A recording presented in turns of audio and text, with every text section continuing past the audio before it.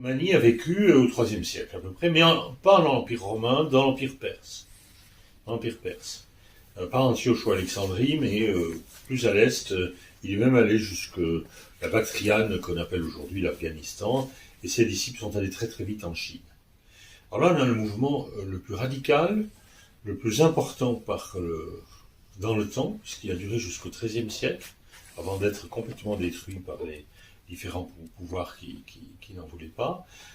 Et il a couvert géographiquement de Carthage, puisque Saint Augustin a adhéré pendant 10 ans à l'église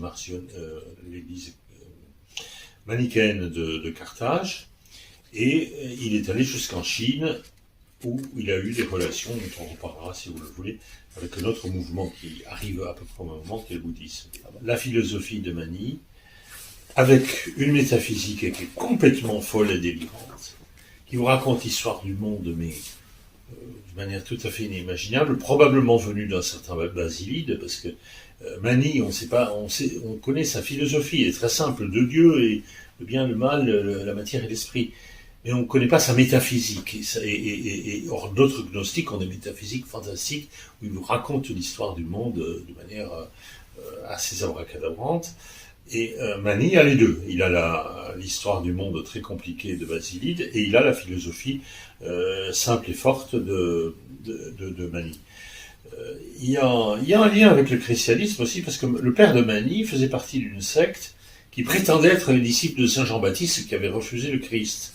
Et Mani connaissait parfaitement le Nouveau Testament, c'est-à-dire que et l'Ancien sans doute. C'est Mani, bien que ses idées aient récusé complètement le cœur même du christianisme, était un homme imprégné de l'atmosphère chrétienne. Alors ça, il est martyrisé par le roi de Perse en 275, mais ça n'empêche pas sa religion de prospérer, souvent dans la clandestinité, très rarement acceptée par les pouvoirs.